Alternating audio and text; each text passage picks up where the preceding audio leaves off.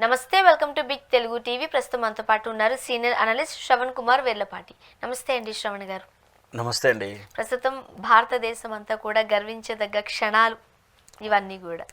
ఎవరైతే మోడీకి చెప్పుకో అని ఒక సవాల్ విసిరి వెళ్ళారో వాళ్లకు నోటితో సమాధానం చెప్పకుండా చేతులతో సమాధానం ఇచ్చాం ఖచ్చితంగా. ఈరోజు తెల్లవారుజామున 1:44 ఒక అరగంట లోపే ఎవరైతే విచక్షణారహితంగా దాడులు చేశారో, భారతదేశ పౌరులపై దాడికి ప్రయత్నించారు. కోర్స్ ఆ విచక్షణను అయితే మనం కోల్పోలేదు. కేవలం స్థావరాల మీద మాత్రమే మనం వాటిని కూల్చేశారు. ఎలాంటి అంటే పాకిస్తాన్ పౌరులకు ఎలాంటి ఇబ్బందులు తలెత్తకుండానే తగు జాగ్రత్తలు తీసుకున్నామంటూ కూడా మనకి ఇందాక వాళ్ళు వివరించారు కూడా చాలా క్లియర్గా. ఫస్ట్ ఆఫ్ ఆల్ ఈ క్షణాల గురించి ఏం చెప్తారు? ముందుగా జై హింద్ అండి, జై భారత్. మన దేశం ఎప్పుడు కూడా యుద్ధాన్ని కోరుకోలేదు. మనది ఎప్పుడు కూడా అలీన విధానం అనేది మనం మొదటి నుంచి పాటిస్తున్నాం. ఎప్పుడు కూడా సామ్రాజ్య విస్తరణ కానీ రాజ్య విస్తరణ కానీ ఎప్పుడు కూడా మన దేశం పాల్గొనలేదు. ఈరోజు కూడా ఆ విధంగానే ఉంది. కాశ్మీర్ సమస్య ఇన్నాళ్ళు ఒక ప్రాంత సమస్య, ఏంటంటే ఒక ప్రాంతంలో వాళ్ళు ఆ ప్రాంతం వాళ్ళు మాది అని, ఇంకో ప్రాంతం మాది, ఇందులో కలుద్దాం అనే కోణంలో ఉన్న దాని వెనక మతం ఉగ్రవాదం ఉన్నప్పటికీ కూడా అది ఇడనుగా ఉన్నటువంటి ఈ ఉగ్రవాదం, ఈ సమస్య స్పష్టంగా నిన్న పాల్గామ్లో జరిగినట్టు దాడి ద్వారా ఇది మత సమస్య, మతోన్మాద సమస్యగా మార్చిన విషయాన్ని స్పష్టంగా ప్రపంచమంతా చూసింది. దీన్ని ఉపేక్షించాల్సిన అవసరం లేదు. ఖచ్చితంగా ఏదైతే ఇన్నాళ్ళు ప్రాంతం గురించి పోరాడుతున్నారంటే ఒక చిన్న కోణంలో ఇతరులు కూడా సరే వాళ్ళ ప్రాంతం అనుకుంటున్నారు కదా, ఒకప్పుడు వాళ్ళది అనుకుంటున్నారు, లేదా ఇప్పుడు మనకి కావాలనుకుంటున్నారు, ఒక నెగోషియేషన్స్ ఏదైనా ఉండవచ్చు అని ఆలోచించింది. కానీ నిన్న జరిగిన దాడి మతోన్మాద దాడి. అక్కడ మతం మీద మనుషులని పేర్లను అడిగి ఐడెంటిఫికేషన్ చూసి బాడీని చూసేసి వాళ్ళు దాడి చేసిన విధానాన్ని, రాక్షసత్వాన్ని చేస్తూనే మీ మోడీ పోయి చెప్పుకోపో అని చెప్పి సవాలు విసిరారు. అది అల్లాటప్ప సవాల్ కాదు, మోడీకే సవాలు విసిరడం అంటే అది మామూలు విషయం కాదు. అమాయకంగా చేశాడు అనుకుంటున్నాం. ఏమంటారు కదా, మన సామెత ఉంటుంది, ఏదో పిల్లి పోయి ఏదో తొడగొట్టిన సామెతగా ఇప్పుడు ఆ పాకిస్తాన్ పరిస్థితి ఆర్థికంగా ఈరోజు ఆర్థికంగా దివాలా తీసే ఉంది. ద్వైపాక్షిక రాజకీయంగా కూడా మన భారతదేశం మోడీ మొదటి నుంచి భారతదేశం ఆ విధంగా అవలంబించింది. ఇప్పుడు మోడీ గారు కూడా అదే అవలంబిస్తున్నారు. పాకిస్తాన్ని ద్వైపాక్షికంగా దూరం చేయడం కానీ దెబ్బతీయడం అనేది ఒక రాజనీతి ప్రదర్శిస్తుంది. యుద్ధం అంటే బాంబుల ద్వారా యుద్ధం చేయడం అనేది మనం ఎప్పుడూ కూడా చేయలేదు. మనం ముఖ్యంగా ఇప్పుడు ఇది నాలుగు సార్లు యుద్ధం చేసాం. 1948లో జరిగింది, 65లో జరిగింది, 71లో జరిగింది, 99లో కార్గిల్ యుద్ధం జరిగింది. ఇక్కడ అన్నింటిలో కూడా భారతదేశం విజయాన్ని సాధించుకుంటూ వచ్చింది. ఎప్పుడు కూడా గెలిచినా కూడా వాళ్ళ సైనికులు లొంగిపోయినా కూడా మనం మానవతా దృక్పథంతో ఆ సైనికులని తిరిగి వాళ్ళకి ఇవ్వడం జరిగింది. 65 అనుకుంటా గెలిచిన స్థానాన్ని, అంటే ఏదైతే మనం గెలిచామో దాన్ని కూడా వదిలేసుకొని వాళ్ళ సైన్యాన్ని ఇచ్చిన, అంటే ఎప్పుడు కూడా మనం పాజిటివ్ దృక్పథంలో ఉంది మన దేశం. ఇది అలసుగా తీసుకొని ఈ మన సమయాన్ని, వాళ్ళ సహనాన్ని వాళ్ళు పరీక్షించి మన అసమర్థంగా భావించినటువంటి విధానం. సో ఇప్పుడు తగిన బుద్ధి చెప్తుంది. ఇది ఇన్నాళ్ళు ఒక లెక్క, ఇప్పుడు మోడీ ఉన్నప్పుడు ఇంకొక లెక్క అనే విషయాన్ని వాళ్ళకి తెలుసు. అయినా కూడా ఇంకా బరితెగించి చేసిన విధానం చూస్తుంటే స్పష్టంగా అర్థమవుతుంది.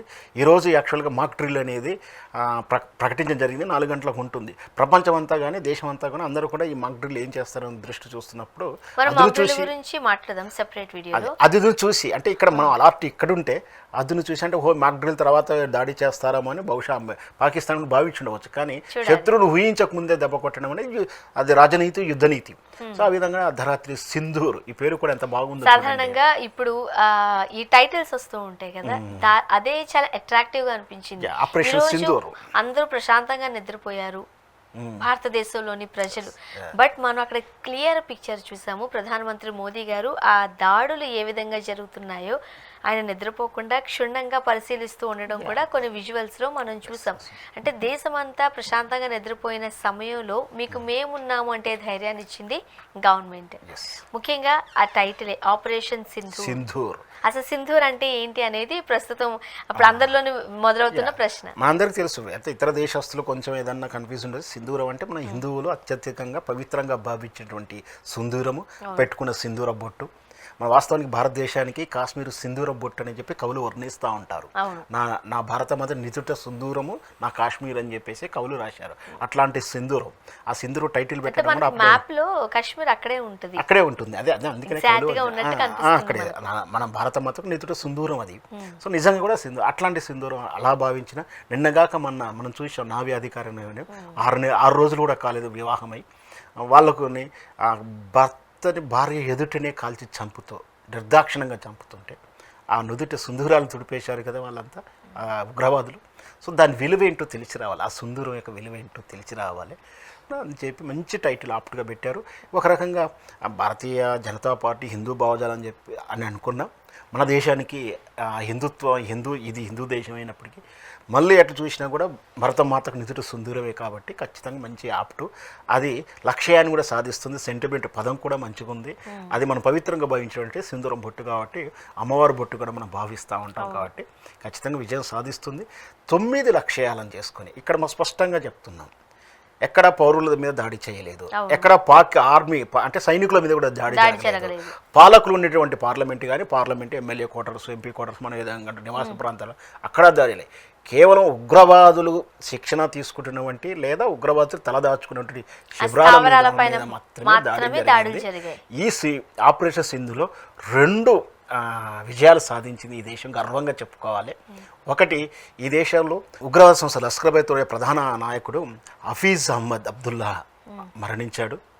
అది ఫోటోలు కూడా అధికారికంగా ప్రకటించడం జరిగింది.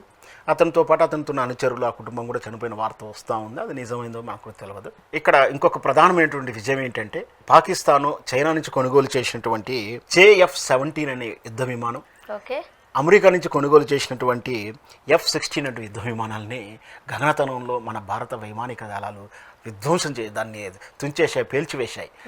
ఇవేంటి అంటే అమెరికా, చైనాలు అత్యధిక పనివంతమైనటువంటి, అది చాలా ప్రతిష్టాత్మకమైనటువంటి యుద్ధ విమానాలు, దాన్ని ఎవరు కూల్చలేరు, చాలా శక్తివంతమైనటువంటి భావించినాయి.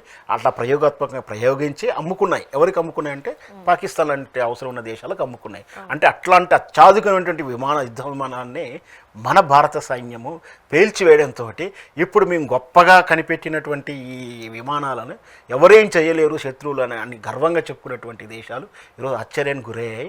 ఇప్పుడు ఈ విషయాన్ని ఇంకా భారత ప్రభుత్వం అధికారికంగా ప్రకటించలేదు, ప్రకటిస్తుండవచ్చేమో. కానీ ఖచ్చితంగా ఈ విజయం ప్రపంచం ముందులో మన భారత యొక్క సత్తాను చూపించిందని చెప్పాలి. అంటే 2 ప్రధాన శత్రు సైన్యంలో శిబిరాలలో ఉగ్రవాద శిబిరాలని నాశనం చేయడంతో పాటు ఏదైతే గర్వంగా చెప్పుతున్నటువంటి ఏదైతే దేశాలు సైనిక స్థావరాలు మాకున్నాయి, సైనిక సంపత్తి మాకుంది, విమానాల టెక్నాలజీ మా దగ్గర ఉందంటే కనిపెట్టిన విమానాలని దాన్ని రీరేంజ్ చేసేటువంటి కెపాసిటీ భారత సైన్యం దగ్గర ఉందని చెప్పేసి ప్రపంచానికి చాటినటువంటి ఈ operation Sindoor super duper hit అని చెప్పాలి. అండ్ ముఖ్యంగా ఆ రోజు దాడుల తర్వాత నుదుట సింధూరం తొలగించి వేయబడిన తర్వాత ఆ మహిళలకి ఎందుకు భారతదేశం మాట్లాడట్లేదు, సైలెంట్గా ఉన్నారు? ఓకే, మనమైతే మాత్రం ఆ సంఘటన చూసిన తర్వాత మన బ్లడ్ మరిగిపోయింది, ఖచ్చితంగా రివెంజ్ కోరుకున్నాం. కానీ భారతదేశం ఎందుకు స్పందించట్లేదు? ఎందుకు వెంటనే దాడులు జరగలేదు, లేకపోతే ఇంకోటి ఏదో చేయలేదు? మేబీ సమయం పాటించాల్సిన సమయం ఏమో అనుకున్నారు అందరూ భారతీయులు. కానీ వాళ్ళు చేయాల్సిన పని నెక్స్ట్ మూమెంట్ నుండే స్టార్ట్ చేశారు. అండ్ మరీ ముఖ్యంగా ఈ ఆపరేషన్లో 2 మహిళా అధికారులు పాల్గొన్నారు. అది చిన్న విషయం అయితే కాదు. భూమికా సింగ్ గారు అండ్ ఖురేషి గారు మనం చూసాము. ఒకసారి మన భారతదేశం ఎంత ప్రౌడ్గా ఫీల్ అవ్వాలి మనం భారతీయులు అయినందుకు. మనం భారత మాత నారితోడు పోల్చుకున్నాం. మన స్వరూపం అంతా కూడా శక్తి రూపము, భారతదేశ శక్తి రూపము. ఆదిశక్తి పరాశక్తిగా భావిస్తాం, స్త్రీనే కొలుస్తాం. అదే స్త్రీలోనే మనకు ఏమంటాం, మనకు అప్పుడు సత్యభామ గారు ఎట్లా యుద్ధం చేశారు, ఎట్లయితే రాక్షసుని సంవరించారో ఈరోజు కూడా అదే సత్యభామ గారు యుద్ధం చేశారని చెప్పొచ్చు మన మహిళా సైనిక అధికారులని. ఖచ్చితంగా మీరు అన్నట్టు ఏదైనా జరిగినప్పుడు మన సామాన్యుడిగా ఎమ్మట స్పందిస్తాం, ఆవేశంగా ఉంటాం. ఎందుకంటే మనకు కొన్ని బాధ్యతలు ఉండవు. కానీ భారత ప్రధానమంత్రి అయితేనా సైనాధ్యక్షులు అయినా కొన్ని బాధ్యతలు ఉంటాయి, ద్వైపాక్షిక రిలేషన్స్ అనుకుంటున్నాం. ఇంకా చేస్తలేదు, ఇంకా అడగానే లాగి కొట్టేయాలి చేయాలి, 4 బాంబులు వేసేస్తే అయిపోతుంది. 4 బాంబులు వేయడం ప్రధానం కాదు, విజయాన్ని ఎట్లా చేసుకోవాలి, గుణపాఠం ఎలా నేర్పాలి, దాన్ని ఒక విద్యలు ఉంటాయి. అంటే యుద్ధంలో కూడా రకరకాల ప్రాసెస్లు ఉంటాయి. అంటే ఇప్పుడు మన దేశంతో రిలేషన్స్ ఉన్నాయి, మనం ఊరికనే బాంబులు వేస్తే అవి ఊరికనే స్పందించి వాళ్ళు ఊరుకోగా శత్రువు ఖాళీగా ఉన్న శత్రువు పక్కన మనం చూస్తుంటాం. ఎవరైనా ఏదైనా చేస్తే మన పక్క వాళ్ళు ఖాళీగా ఉన్నారు, ఏదో ఒకటి చేస్తారు. అట్లాగే మరి చైనా ఏ విధంగా స్పందించనుంది, అమెరికా ఎలా స్పందిస్తుంది, ఏ దేశాలు ఎట్లా అతనికి సపోర్ట్ చేస్తారు. వాస్తవానికి అయితే పాకిస్తాన్కి ఏ విధంగానూ కూడా అర్హత లేదు, ఎలా లేదు, ఆర్థికంగా లేదు, రాజకీయంగా లేదు, వాళ్ళ దగ్గర డబ్బులు లేదు, మనకున్నటువంటి వాళ్ళ మిలిటరీ కూడా చాలా తక్కువ. కానీ వీళ్ళని ఆసరాగా చేసుకుని చైనా సపోర్ట్ చేసినా లేదా అమెరికా లాంటి దేశాలు చేసినా ఇంకొక దేశం చేసినా ఎవరెవరు వస్తారు, ఏం చేస్తారు, వాళ్ళని వాళ్ళ అంచనాలు ఉంటాయి, అవన్నీ ఉండి వాళ్ళతో నెగోషియేట్ చేస్తూనే ఆ దేశాల యొక్క పద్ధతులు ఏంటి, ఏమున్నాయి, మన ఎగుమతులు ఏంటి, దిగుమతులు ఏంటి, వాళ్ళు ఈ విధంగా స్పందిస్తే మనం ఏం చేయాలి, ఇవన్నీ కూడా చూసుకొని భారత పౌరులు ఇబ్బంది పడకుండా, సామాన్య ప్రజలు ఇబ్బంది పడకుండా మనం ఎలా వ్యవహరించాలి, ఇవన్నీ కూడా సూపర్ సక్సెస్ అయింది. సూపర్ సక్సెస్ అయింది. ఇంకా అయిపోలేదు, నేను స్పష్టంగా చెప్పబోయేది అంటే ఇంకా అయిపోలేదు, ఇంకా అవ్వలేదు, ఏం జరగబోతుందో చూద్దాం. నాకున్న అవగాహన వరకు పిఓకి మీద జాతీయ జెండా ఎగరేసేంత వరకు ఈ యుద్ధం ఆగిపోదేమో నా ఉద్దేశం ఉంది. ఖచ్చితంగా అది కూడా అవుతుండొచ్చు. Thank you so much. Thank you అండి.